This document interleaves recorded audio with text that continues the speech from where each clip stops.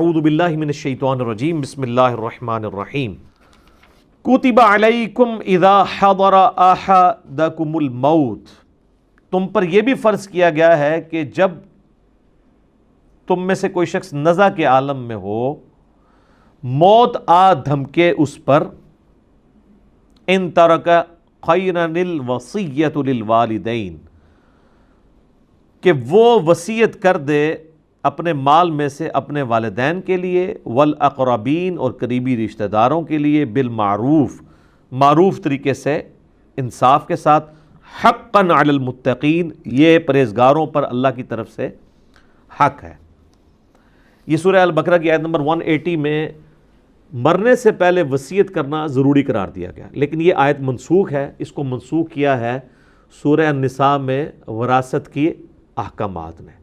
اس وقت تک اللہ تعالیٰ نے چونکہ وراثت کے احکام نازل نہیں کیے تھے، وراثت کے جب احکام نازل ہوئے ہیں تو اللہ تعالیٰ نے خود ہی پھر حصہ مقرر کر دیا ہے کہ ماں باپ کو 1/6 حصہ ملے گا، بیوی کو 1/8 ملے گا، اور ماں باپ اور بیوی کا حصہ جو ہے وہ اوورال مال میں سے نکلے گا، اور جو باقی بچ جائے گا اس کو اس طرح ڈیوائیڈ کیا جائے گا کہ ہر بیٹے کو 2 حصے ملیں اور بیٹی کو 1۔ یہ ایک جنرل رول ہے۔ پھر آگے اس میں کئی ایک اور آگے کرولریز کے طور پہ چیزیں آتی ہیں مختلف سچویشن میں۔ تو اس سے پہلے یہ وصیت کرنا ضروری تھا۔ فَمَن بَدَّلَهُ بَعْدَ مَا سَمِعَهُ فَإِنَّمَا إِثْمُهُ عَلَى الَّذِينَ يُبَدِّلُونَ، تو جو کوئی وصیت کو بدل دے سن لینے کے بعد، ظاہر ہے کہ ریٹن میں ہو تو سب سے بہتر ہے، ورنہ لوگ موت کے وقت لوگوں کو گواہ کر دیتے تھے کہ میں یہ کر رہا ہوں، تو اس وقت زبانی کلامی بھی، یہ آج والا معاملہ نہیں ہے کہ لوگ لکھ کے بھی مکر جاتے ہیں، اس وقت تو زبانی بات بھی جو ہوتی تھی وہ کہا جاتا تھا مرد کی زبان ہے، وہ واقعی مرد کی زبان ہوتی تھی، پتھر پہ لکیر۔ تو اللہ تعالیٰ ہمارا ہے کہ مرنے کے بعد اگر کسی شخص نے، یعنی کسی کمیونٹی نے، اس کے رشتہ داروں نے مرنے والے کی وصیت کو بدل دیا تو اس کا گناہ ان کے اوپر ہوگا۔ مرنے والے کا کوئی قصور نہیں، اس نے تو اپنا حق ادا کر دیا۔ ان اللہ سمیع علیم، بے شک اللہ تعالیٰ سننے والا اور علم والا ہے۔ لیکن ساتھ ہی اللہ تعالیٰ نے ایک اس میں چیز ہائی لائٹ کر دی ہے، یہ بھی ہو سکتا ہے کہ جو وصیت کرنے والا ہے وہ زیادتی کر جائے، یعنی کوئی آخری وقت میں اس کا کوئی موڈ آف تھا، ایک بچے کو اس نے محروم ہی کر دیا۔ خیر لیکن یہ تو اب باتیں ختم ہو چکی ہیں نا، اب تو کوئی نہ آگ کر سکتا ہے کسی کو، آگ کرے گا بھی تب بھی اولاد جو ہے وہ اس کو حصہ ملنا ہی ملنا ہے۔ آگ کرنے سے وہ آگ نہیں ہوتا، پاکستان کے قانون میں بھی نہیں ہوتا۔ تو اللہ تعالیٰ ہمارا کہ جسے یہ خطرہ ہو، فمن خاف من موص جنفا او اثما فاصلح بینہم فلا اثم علیہ، کہ جو مرنے والے نے وصیت کی ہے اس میں اس نے یعنی جانبداری کا کوئی مظاہرہ کیا ہے، تو وہ پھر پیچھے جو وارثین ہیں وہ آپس میں یعنی اس کو ریزالو کر سکتے ہیں کہ یار اس کا یہ چھوڑ دیا تھا، اس کو بھی تھوڑا سا حصہ دینا چاہیے، اس طریقے سے اس کو سیٹل کر لیں، یعنی مرنے والے کی وصیت کو وہ بدل بھی سکتے ہیں۔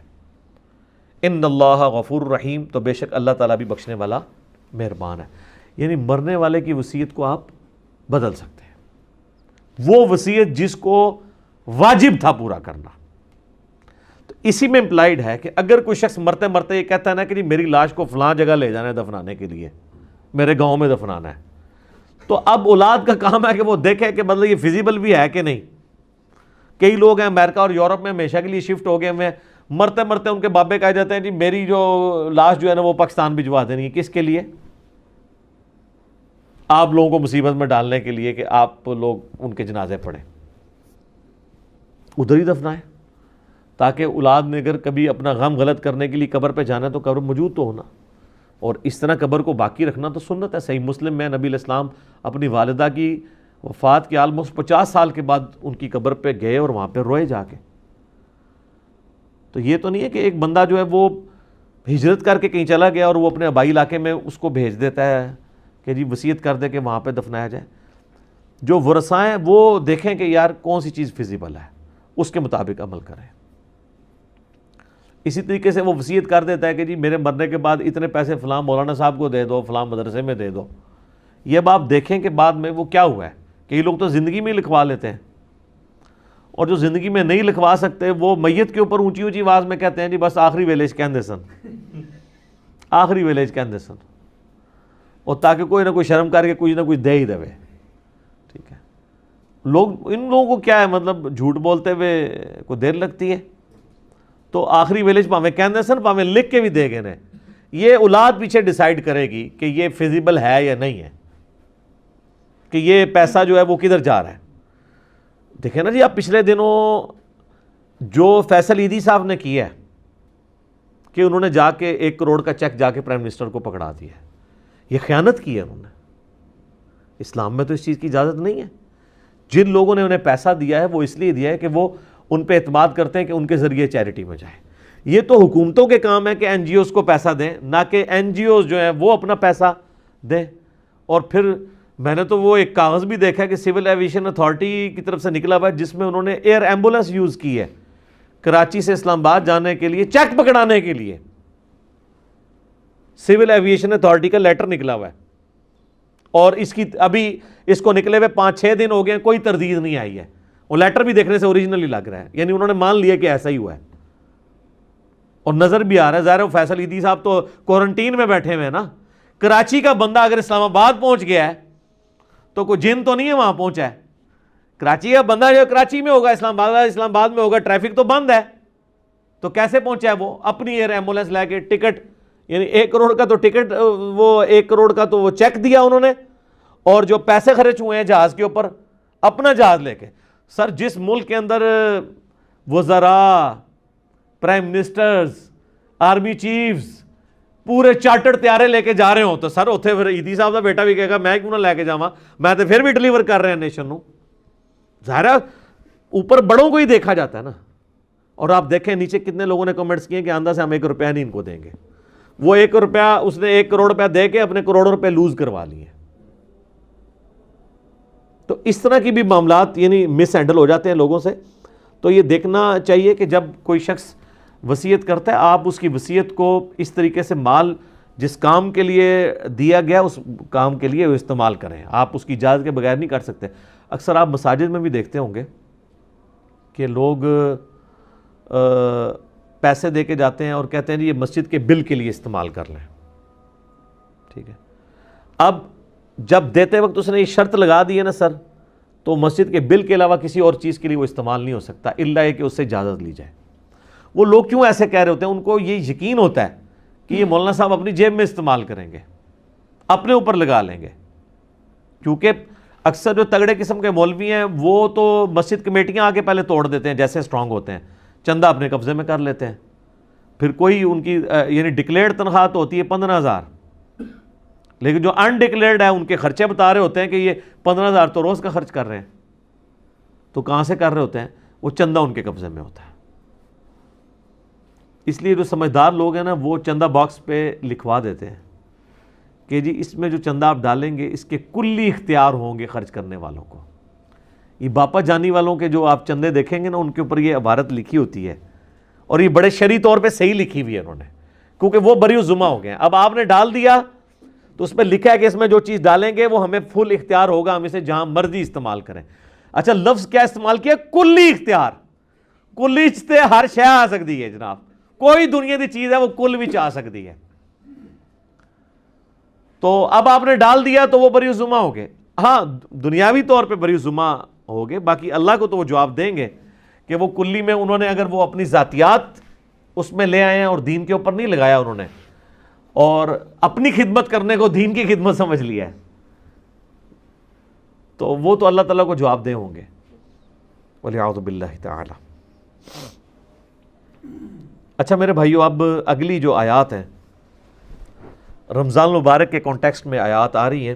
یہ مسلسل 6 آیات سورۃ البقرہ کی آیت نمبر 183 سے لے کر 188 تک، یہ پورا ایک رکوع ہے. 23 نمبر رکوع سورۃ البقرہ کا، یہ مکمل رمضان المبارک سے ریلیٹڈ ہے. رمضان کے روزوں کو یہ یونیکنس حاصل ہے باقی تمام اسلامی عبادات پہ کہ قرآن حکیم کے اندر حج کا ذکر سکیٹرڈ فارم میں کئی ایک صورتوں میں، سورۃ البقرہ کے اندر ذکر آ جائے گا، سورۃ الحج کے اندر ذکر آ جائے گا اور صورتوں کے اندر۔ زکوٰۃ کا ذکر تو پورے قرآن میں سکیٹرڈ ہے، نماز کا پورے قرآن کے اندر سکیٹرڈ ہے۔ نماز کا طریقہ اور احکام و مسائل بہت کم ڈسکس ہوئے ہیں، لیکن رمضان کے روزے ایک ایسی عبادت ہے کہ جو ایک ہی جگہ پہ قرآن میں آئی ہے اور کہیں اور نہیں آئی ہے، اور اس کے آلموسٹ جتنے موٹے موٹے مسائل ہیں وہ سب کے سب اللہ تعالیٰ نے اس میں کور کر دی ہیں۔ یہ رمضان المبارک کو باقی ساری عبادات کے اوپر فضیلت حاصل ہے۔ یہ 6 آیات، رکوع نمبر 23 سورۃ البقرہ آیت نمبر 183 سے لے کر 188 تک۔ یا ایھا الذین آمنوا کتب علیکم الصیام، اے اہل ایمان تم پر روزے فرض کر دیے گئے ہیں، کما کتب علی الذین من قبلکم لعلکم تتقون، جیسا کہ تم سے اگلی امتیں جو گزر چکی ہیں، جو تم سے پہلے گزر چکی ہیں، ان پر فرض کیے گئے تھے تاکہ تم تقوی کی روش اختیار کر سکو۔ رمضان شریف کی آلموسٹ آمد ہے 1441 ہجری میں، اور یہ اللہ کی طرف سے کرامت ہوئی ہے کہ شعبان کے آخری عشرے میں ہماری یہ آیات الحمدللہ رمضان المبارک سے ریلیٹڈ آئی ہیں۔ رمضان المبارک کے جتنے بھی احکامات ہیں کتاب و سنت کی روشنی میں نے بڑی ڈیٹیل کے ساتھ ان کے اوپر ایک لیکچر ریکارڈ کروا دیا ہے، جو کہ آلموسٹ 5 نشستوں میں ہے۔ مسئلہ number 53A، B، C، D اور E، اور ہر نشست آلموسٹ 1.5 گھنٹے کی ہے، جس میں رمضان شریف سے ریلیٹڈ ہر چیز کور کی گئی ہے جو کوئی پوچھ سکتا ہے۔ وہ کلپس بھی میں نے بھائیوں کو بتا دیا ہے، وہ وقتاً فوقتاً رمضان شریف کے پہلے عشرے میں ہی آلموسٹ سارے کے سارے کور کر لیں گے ہم۔ سورۃ البقرہ کا یہ رکوع بھی اس میں کور ہوگا، اس کے بعد بخاری مسلم کی روشنی میں 17 صحیح الاسناد احادیث، اور جو سحری کے افطاری کے احکام و مسائل ہیں، اسی طریقے سے عورتوں کے روزے کی رخصت کیا ہے، مسافر کے روزے کی رخصت کیا ہے، قضاء کا اور کفارے کا کیا معاملہ ہے، مریض سے ریلیٹڈ کیا چیزیں ہیں، ٹیکہ لگانے سے روزہ ٹوٹتا ہے نہیں ٹوٹتا، جتنے بھی جدید اور قدیم فقہی احکام و مسائل ہیں آلموسٹ 40 کے قریب ہیں جو اس میں ہم نے کور کیے ہیں۔ ایک ایک حدیث کا انٹرنیشنل نمبر اس میں بتایا ہے، تو وہ انشاءاللہ ہمارے یوٹیوب چینل کے اوپر تو آلریڈی اپلوڈڈ ہیں، دوسرے جو ہمارے ان آفیشیل یوٹیوب چینلز ہیں ان کے اوپر سے خصوصاً مسلم اونلی سے وہ انشاءاللہ اپلوڈ ہوں گے، اور ہمارے فیس بک جو ہے انجینئر محمد علی مرزا، اس کے اوپر یہ انشاءاللہ تعالیٰ ساتھ ساتھ اپلوڈ ہوں گے۔ آپ کو واٹس ایپ گروپس میں بھی انشاءاللہ تعالیٰ وہ کلپس آنا شروع ہو جائیں گے انشاءاللہ تعالیٰ۔ حصول برکت کے لیے میں 2-3 حدیثیں بیان کر دیتا ہوں۔ بخاری اور مسلم دونوں کی حدیث ہے کہ نبی صلی اللہ علیہ وآلہ وسلم نے فرمایا، جب رمضان کا مہینہ آتا ہے تو اللہ تعالیٰ جنت کے دروازوں کو کھول دیتا ہے اور جہنم کے دروازوں کو بند کر دیتا ہے، اور سرکش شیاطین کو قید کر دیتا ہے۔ تمام شیاطین نہیں، سرکش شیاطین۔ ایک اور حدیث ہے، نبی الاسلام نے فرمایا، یہ بھی حدیث بخاری و مسلم دونوں میں ہے، کہ رمضان المبارک میں اللہ تعالیٰ نیکیوں کا ثواب آلموسٹ 10 گنا سے 700 گنا تک بڑھا دیتا ہے، اور اللہ تعالیٰ فرماتا ہے کہ روزہ خاص میرے لیے ہے اور میں ہی اس کی جزا دوں گا۔ اور ایک ترجمہ یہ بنتا ہے، روزہ خاص میرے لیے ہے اور میں ہی اس کی جزا ہوں، کیونکہ روزہ وہ عبادت ہے جو جب تک کوئی شخص ایکسپوز نہ کرے نا، آپ کسی کو جج نہیں کر سکتے۔ نماز تو فزیکلی پڑھتا ہوا نظر آ جائے گا، تو روزہ ایک ایسی عبادت ہے جو خاص میرے لیے ہے اور میں ہی اس کی جزا دوں گا۔ بخاری مسلم میں ایک حدیث یہ بھی موجود ہے، نبی الاسلام نے فرمایا کہ ایک جنت کا دروازہ جس کا نام ہے الریان، وہ خاص ان لوگوں کے لیے ہے جو رمضان المبارک کے روزے رکھنے والے ہیں، کہ وہ اس دروازے سے داخل ہوں گے۔ پھر بخاری اور مسلم کی ایک اور حدیث ہے، نبی الاسلام نے فرمایا، جس نے ایمان اور احتساب کے ساتھ رمضان المبارک کے روزے رکھے، ایمان اور احتساب یعنی ایمان کے ساتھ اور احتساب ہے اصلاح نفس کی کوشش پلس ثواب کی نیت خالصتاً اللہ کے لیے، تو اللہ تعالیٰ اس کے پچھلے سارے گناہ معاف فرما دے گا۔ جس نے ایمان اور احتساب کے ساتھ رمضان المبارک کی راتوں کا قیام کیا، اللہ تعالیٰ اس کے پچھلے سارے گناہوں کو معاف کر دے گا۔ جس نے ایمان اور احتساب کے ساتھ شب قدر کا قیام کیا، اسے پچھلے سارے گناہ اللہ تعالیٰ معاف کر دے گا۔ اور یہ میں نے سب سے آسان طریقہ اس میں بتایا کہ آپ ایٹ لیسٹ عشاء اور فجر کی نماز کا اہتمام کریں کہ کوئی رکعت فوت نہ ہو۔ صحیح مسلم میں حدیث ہے، ایک تابعی کہتے ہیں میں مسجد میں بیٹھا تھا، مسجد نبوی کے اندر، حضرت عثمان غنی رضی اللہ تعالیٰ عنہ علیہ السلام کا دور تھا، تو مغرب کی نماز کے تھوڑی دیر بعد حضرت عثمان مسجد میں آ گئے اور مجھے انہوں نے کہا کہ بیٹا میں نے نبی علیہ السلام سے یہ خود سنا تھا کہ جو شخص عشاء کی نماز جماعت سے ادا کر لے گویا اس نے آدھی رات کا قیام کیا، اور جو فجر بھی جماعت سے پڑھ لے گویا اس نے پوری رات کا قیام کیا۔ تو یعنی وہ بتانا چاہ رہے تھے کہ میں عشاء کی نماز سے اتنی دیر پہلے مسجد میں اس لیے آ گیا ہوں تاکہ عشاء کی جماعت چھوٹے نہ۔ آج کل تو مشکل نہیں ہے کیونکہ ہم لوگ تو رات کو سوتے ہی 12 بجے کے بعد ہیں، ان زمانوں میں لوگ بڑے جلدی سو جاتے تھے، اسی لیے مغرب کے بعد سونے کی ممانعت بھی آئی ہے۔ پورے دن کی مزدوری فجر کے وقت اٹھے ہوئے ہوتے تھے، عشاء اتنی مشکل ہو جاتی تھی، اسی لیے تو ہے بخاری مسلم میں کہ منافقین پہ 2 نمازیں بھاری ہیں، فجر اور عشاء کی، اور خصوصاً عشاء کے لیے بھی آیا بخاری مسلم میں کہ اگر یہ جان لیتے تو اپنے سرین کے بال گھسٹتے ہوئے آتے ہیں مسجد کے اندر۔ اور فجر کے بارے میں سنن نسائی میں آیا کہ میرا دل کرتا ہے ان لوگوں کے گھروں کو آگ لگا دوں جو مسجد میں نماز نہیں پڑھتے، فجر کی نماز کے بارے میں بھی، اور بخاری مسلم میں یہ الفاظ جو ہیں وہ عشاء کی نماز کے بارے میں بھی آئے۔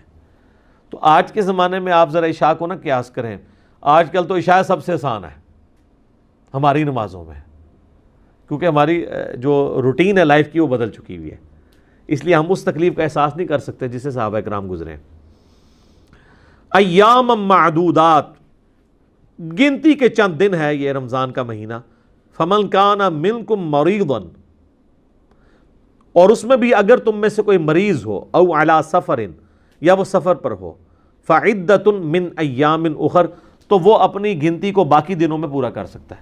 مسافر اور مریض وہ روزہ چھوڑ سکتا ہے، چاہے وہ جو مرضی حالت ہو، یعنی یہ نہیں کوئی کہہ سکتا کہ جی سفر بڑا آسان ہے، نہیں، سفر میں رکھنے کی اجازت ہے، بخاری مسلم میں حدیث ہے، نبی علیہ السلام نے اسے ڈسکریج کیا ہے، لیکن جب صحابہ نے پوچھا یا رسول اللہ ہم رکھ لیں تو فرمایا ہو جائے گا روزہ، لیکن پریفریبل نہیں ہے کہ رکھا جائے، دوسرے دنوں میں گنتی پوری کر دی جائے۔ اور مریض ہی میں سنن ابی داؤد ترمذی ابن ماجہ میں حدیث آتی ہے کہ نبی علیہ السلام نے مریض کو اور پریگننٹ عورت کو اور دودھ پلانے والی عورت کو بھی روزے مؤخر کرنے کی اجازت دی ہے۔ لیکن اگر کوئی ایسا مریض ہے جس کی اب صحت مند ہونے کی امید نہیں ہے، یا مرض کی وجہ سے روزے اتنے زیادہ ہو چکے ہیں کہ ان کی قضا دینا مشکل ہے، تو پھر فدیہ دے دے۔ اسی میں وہ عورت بھی شامل ہے کہ جس نے کافی زیادہ، اب ظاہر ہے ایک عورت پریگننٹ تھی، پھر اس کے بعد 2 سال دودھ پلاتی رہی اور پھر اس طرح اس کا سلسلہ 8-9 سال گزر گئے، تو اس پہ تردد ہے، تو وہ صرف فدیہ دے لے۔ اس میں سیدنا ابو ہریرہ کا قول ہے سنن کبریٰ البیہقی میں کہ آپ نے جو یہ روزوں کی قضا دینی ہے یہ اگلے رمضان سے پہلے دینی ہے، اگر اگلا رمضان آ گیا تو پھر اب آپ فدیہ بھی دیں گے اور ایک روزے کی بدلے ایک روزے کی قضا بھی کریں گے۔ اگر یعنی وہ رمضان سے اگلا رمضان آ گیا، پھر ظاہر ہے اس رمضان کے بعد آپ قضا دیں گے نا۔ تو یہ اس میں احکام و مسائل ہیں، باقی مسئلہ 53A B C D E آپ دیکھ سکتے ہیں، میں نے ڈیٹیل کے ساتھ بتایا ہے۔ وَعَلَى الَّذِينَ يُطِيقُونَهُ فِدْيَةٌ طَعَامُ مِسْكِينٍ، اور وہ لوگ جو بڑی مشکل سے ہی ادا کر سکتے ہیں روزہ، بڑی مشکل سے وہ طاقت رکھتے ہیں، تو وہ فدیہ دے دیں مساکین کو۔ فَمَن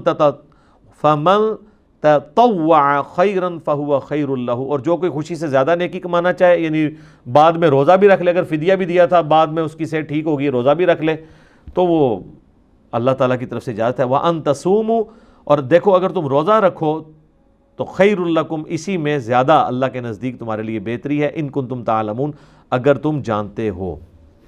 اچھا، یہ جو آیت ہے نا، اس کے بارے میں صحابہ کے 2 موقف ہیں۔